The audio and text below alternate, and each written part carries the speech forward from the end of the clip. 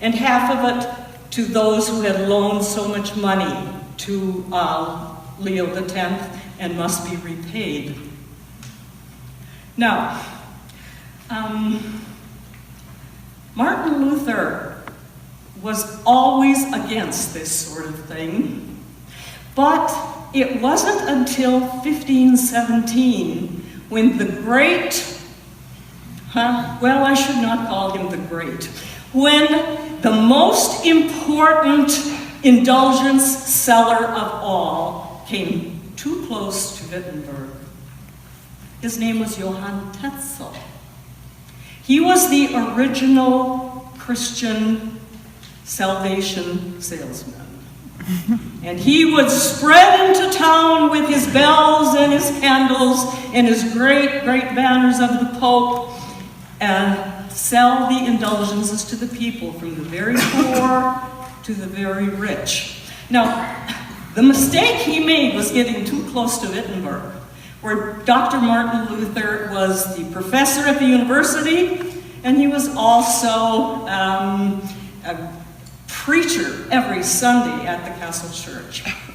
And when he heard what Tetzel was doing, and when some of his own parishioners came from Göteborg, where Tetzel was, and said they had bought in the indulgences, that was enough. That was the end of it right there.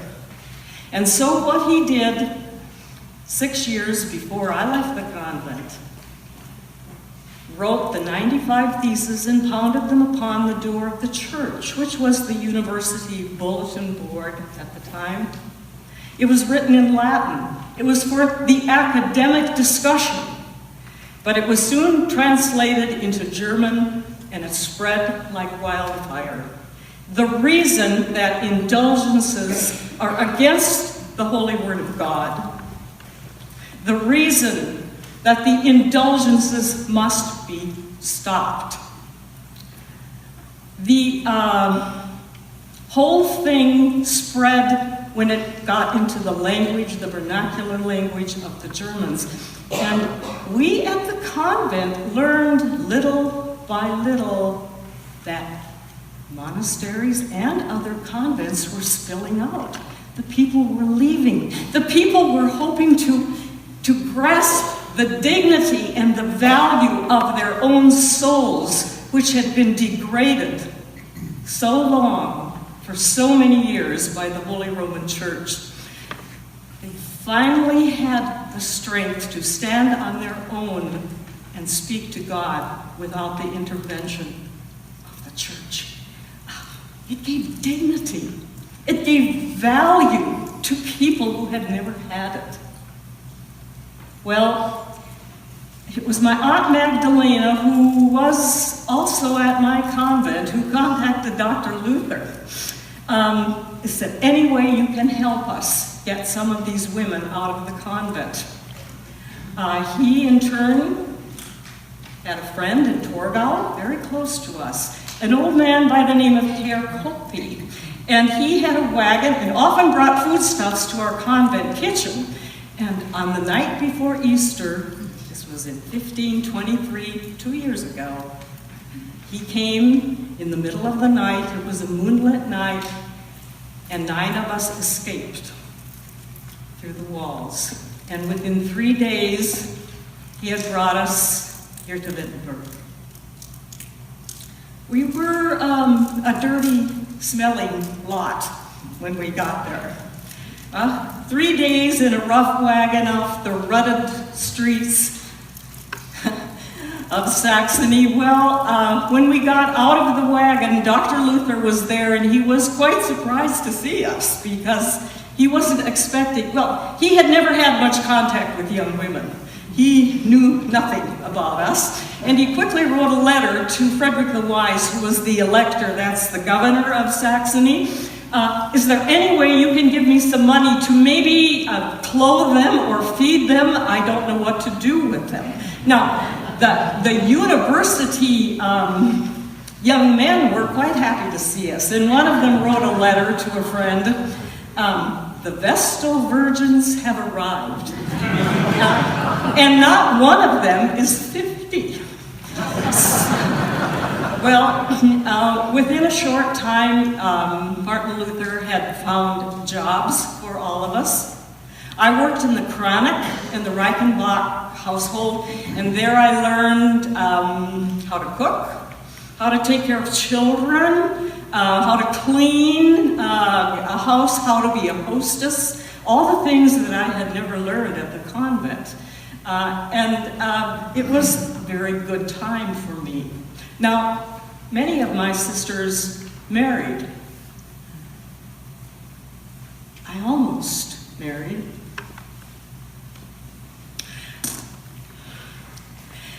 After I had been there a short time, a young man by the name of Hieronymus Baumgartner came back to Wittenberg. He had been a student. His favorite teacher was Melanchthon, and he wanted to come back to see him, and we met.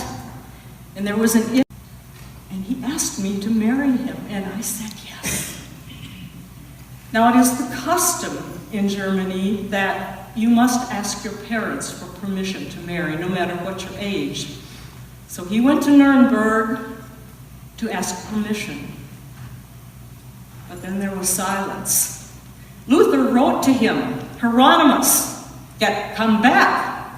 Katerina will not wait for you forever. Silence. And then we learned that his parents had no intention of allowing him to marry a runaway nun. They had quickly arranged a wedding for him with a young 14-year-old girl, a suitable girl, and I never saw him again. But I know that I will not forget him. Well, when Luther saw my sadness, he decided he would solve the problem. He was used to solving problems. So he went to an old colleague of his, Dr. Hermann Glotz, teacher at the university. He is known as the miser of Wittenberg. And he went to old Glotz and said, would you take Katerina for a wife? And Glotz said, yes, I will take her for a wife. So Martin Luther brought me this wonderful bit of news. And I said to him, no. I will find my husband for myself, thank you. You know, I think it might have been that moment when he knew he had met his match in stubbornness, which is considerable. I said to him, I would rather marry your old friend Amsdorf or even you, despite your age. You're 42 years old. But no. Well, Martin Luther was not against marriage, except for himself. He said, nobody will put pigtails on my pillow, but he did threaten to marry any available German girl on his deathbed just to show the Pope that he could do it.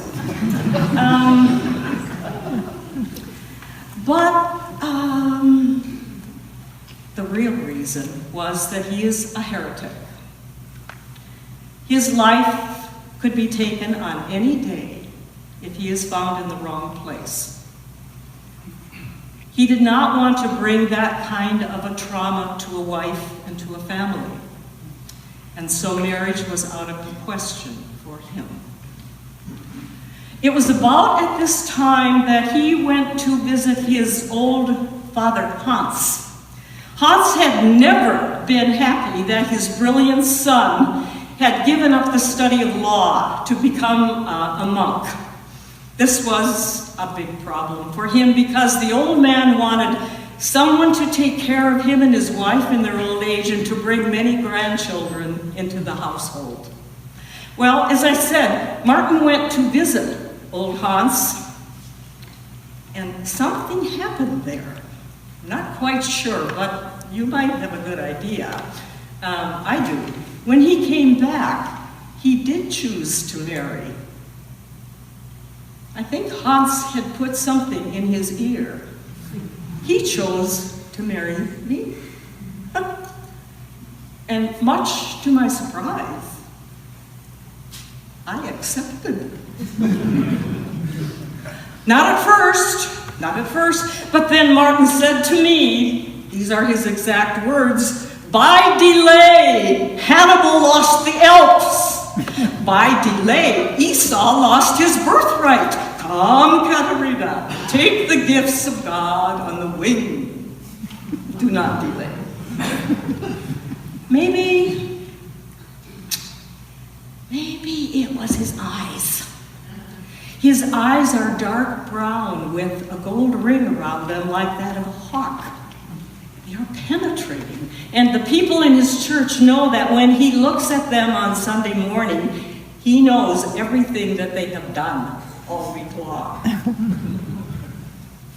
The Pope says it is his eyes, his demon eyes, that are making people leave the Holy Church. His eyes are of Satan.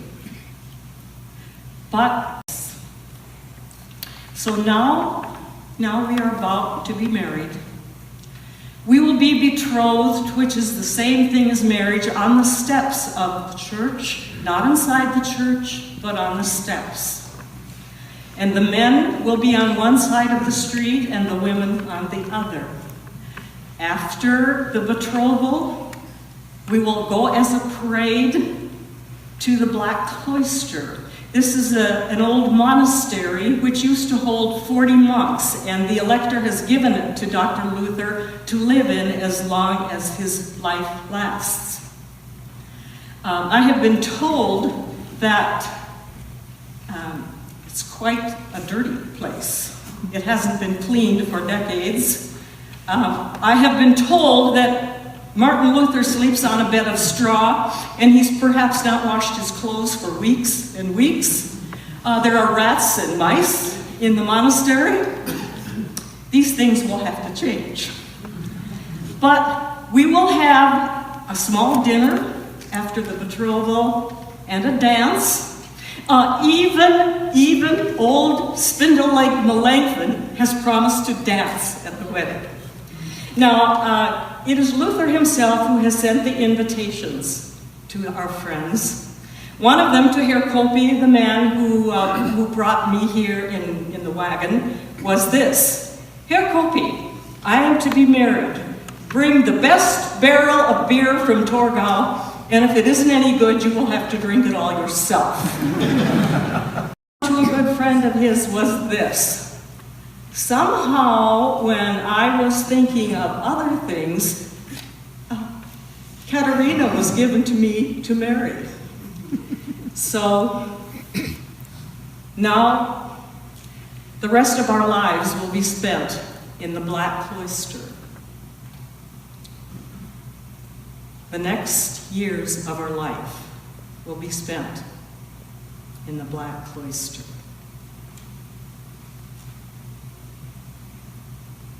Katerina and Martin Luther. They did spend 20 more years in that Black Cloister. During that period, many things happened to them and to their country. During that time, the Black Plague came many times to the country. The Black Plague, which was so called because of the deep black boils that were on the body, the devil throat, the high fever, and death within 2 or 3 days, for the old and for the babies, for the rich and for the poor. Nobody knew what to do to solve this. And during these 20 years, despite the fact that Luther had spent thousands of hours writing and preaching and studying, there was still great conflict in the country, in Saxony and all throughout Germany. There were religious wars, Catholic against Protestant, both of them demanding claiming that they were fighting under the banner of Jesus. During that period of time, thousands, not just hundreds, but thousands of peasants lost their farms, their barns, their cattle, their homes, their lives, and their families. Thousands of people died during the religious wars.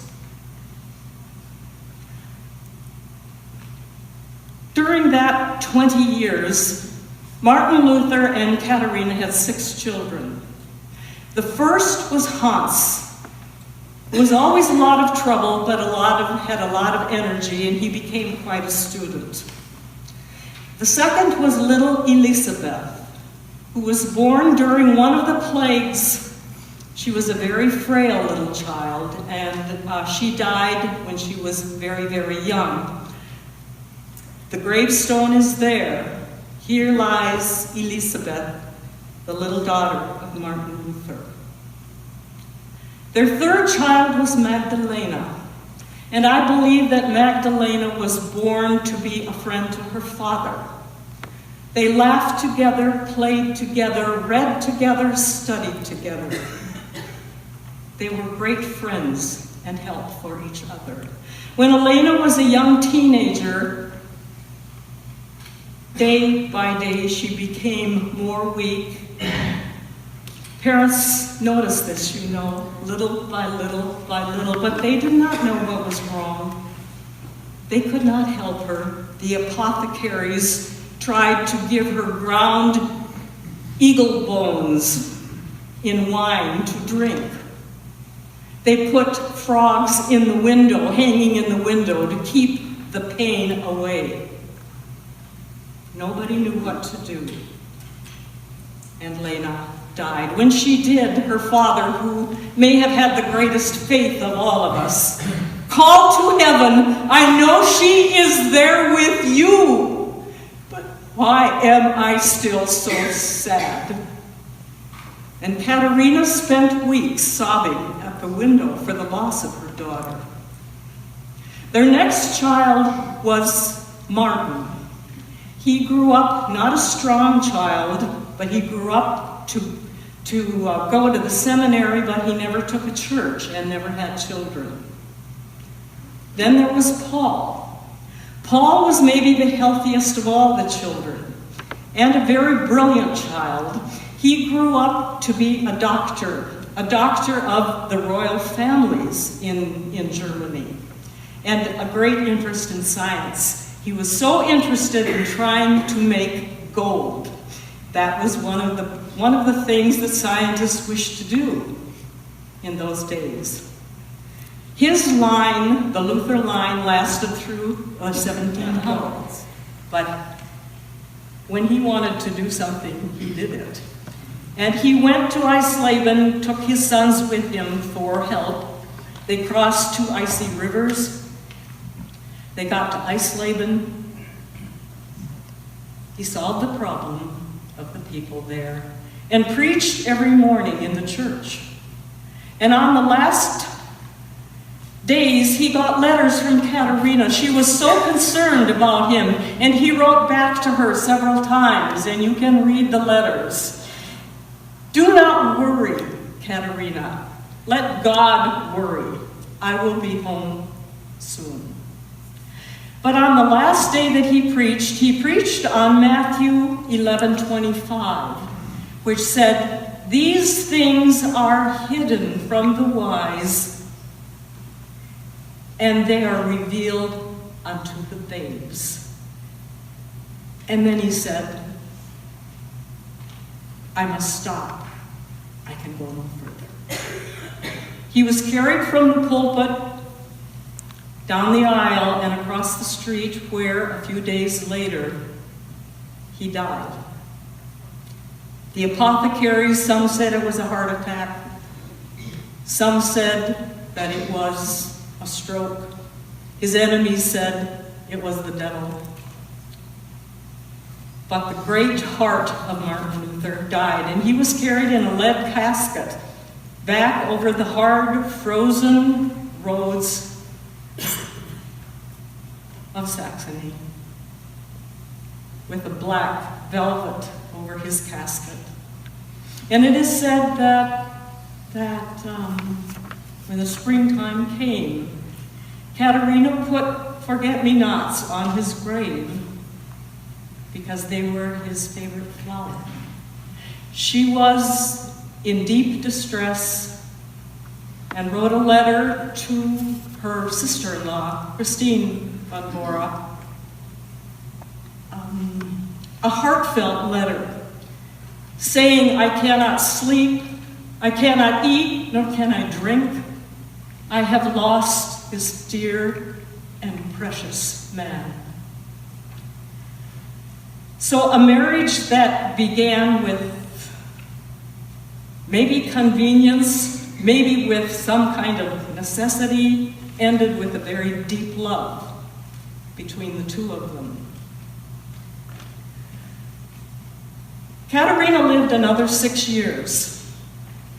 And through that time, there were more religious wars and more plagues that came through Wittenberg.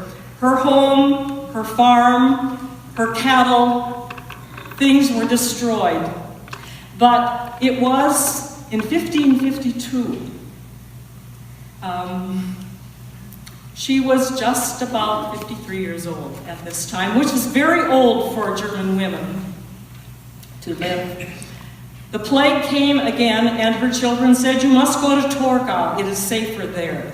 So they put what they had in a wagon, and on the way the horses reared up, the wagon tipped, and Katerina fell down into a ditch, into the icy water, and was hurt badly.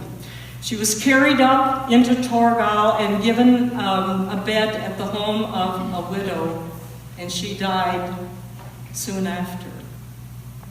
And now she lies under the boys' choir loft in the church there, where they sing some of Luther's hymns. What would she say to you, you people of another century? What would she say to you? I think she would say this, that every time you sit in the pew, as you are doing now, and you hear the voice of your pastor speaking in your language, remember that this is a privilege that has been won for you by the lives and the deaths of hundreds and hundreds of men and women who died so that you could do that. Every time you open up your hymn book and sing songs, men and women together in harmony, remember that this happened for you because of those people who lived and died back during the beginning of what you call the Reformation. Every time you read your Bibles in your own language, remember that this is a privilege won for each of you. Do these people who lived and died for your freedom. But it wasn't all serious, because the husband of Katerina once said,